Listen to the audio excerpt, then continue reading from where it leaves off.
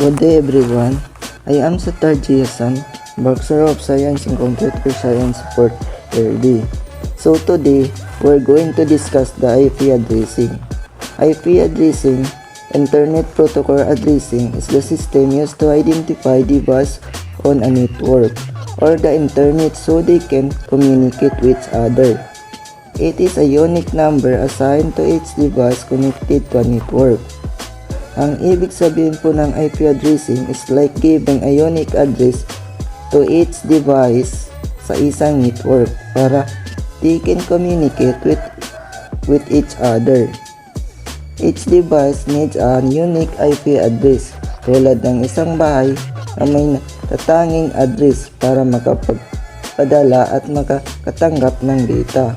Para mas maintindihan natin, like for instance, if you have two computers at home and you want to share a file between the two, each computer needs a unique IP address. So this way, the network knows where to send the file and you can share file properly. So there are two main versions of IP address, which are the IPv4 and IPv6. Number 1, IPv4, Internet Protocol version 4. The older standard using 32-bit numbers.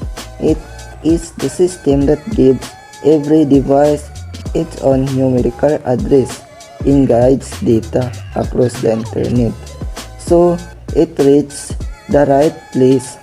Ang ibig sabihin ng IPv4 addressing uses 32-bit address, which are divided into 4 parts, separated by dots.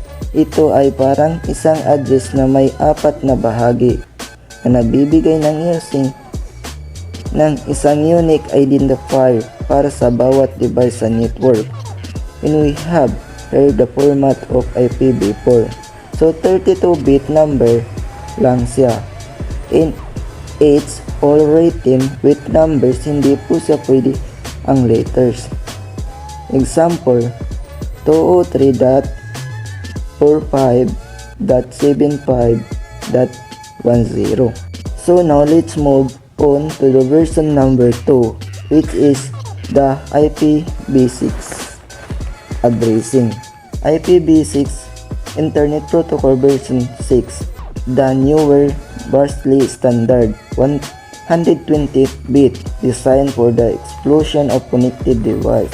Ang ibig sabihin ng IPv6 use a 120-bit addresses represented in hexadecimal format. Ito ay mas malawak kaysa sa IPv4 na nagbibigay ng mas maraming unique address para sa mga device. Ang IPv6 address ay binubuo ng 8 grupo na 4 na hexadecimal digit na pinaghihiwalay ng kolon. This is allow for a high number of unique address. Kaya hindi na problema ang pagkakapareho ng address.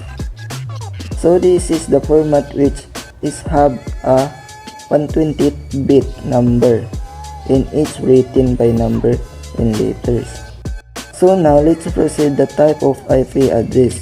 So there are 4 types of IP address, which are public IP, private IP, static IP, and the last one, dynamic IP.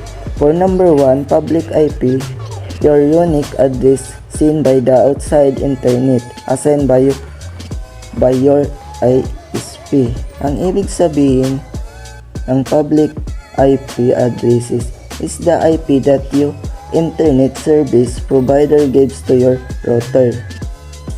Ito yung nakikita sa internet like when you visit Facebook or Google. Ito yung address na nakikilala nila para street address ng bahay natin. Inside your house may ibang tao pero isang address lang ang gamit nyo sa labas.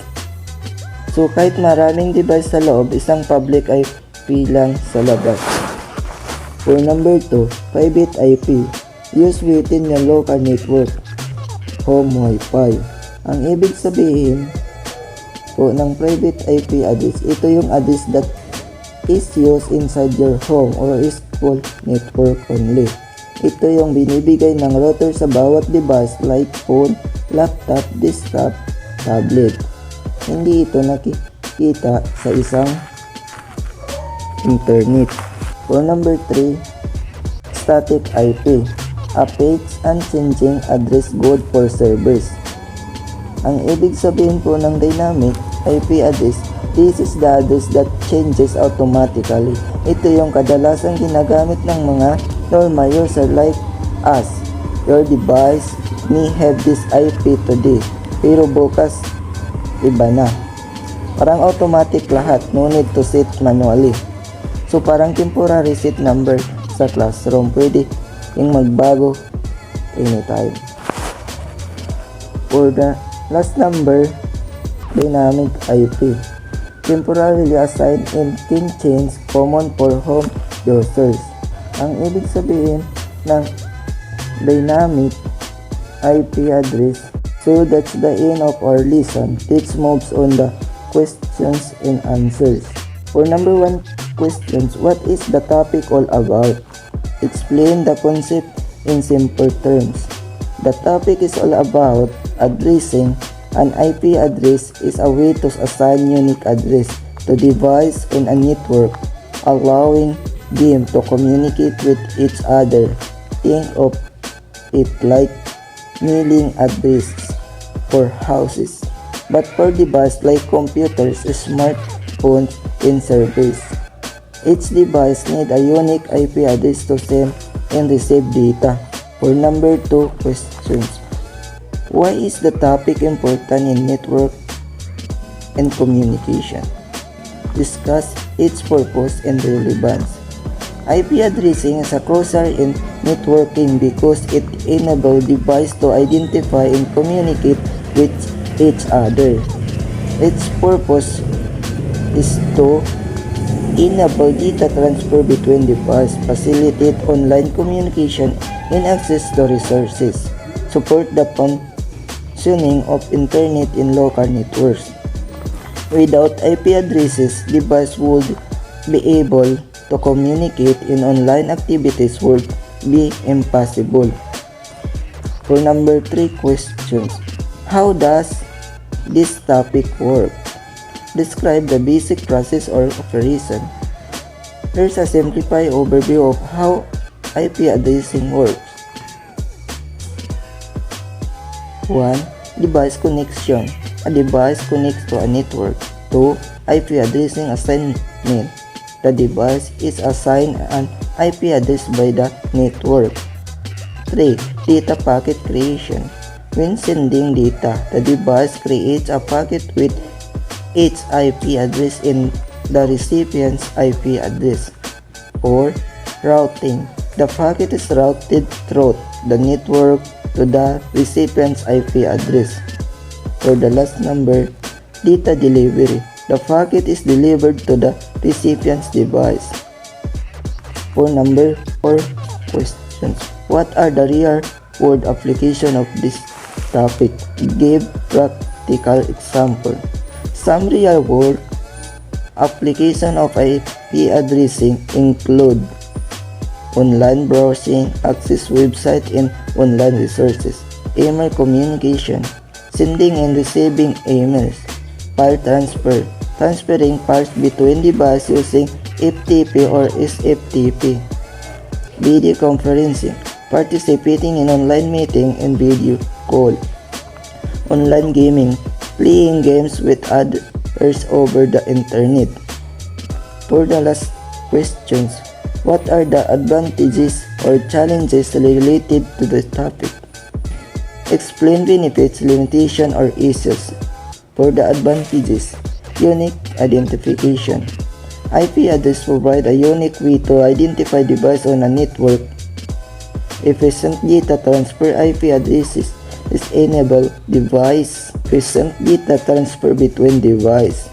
Scalability. IP addresses support large network in the internet. For the challenges, address exhaustion.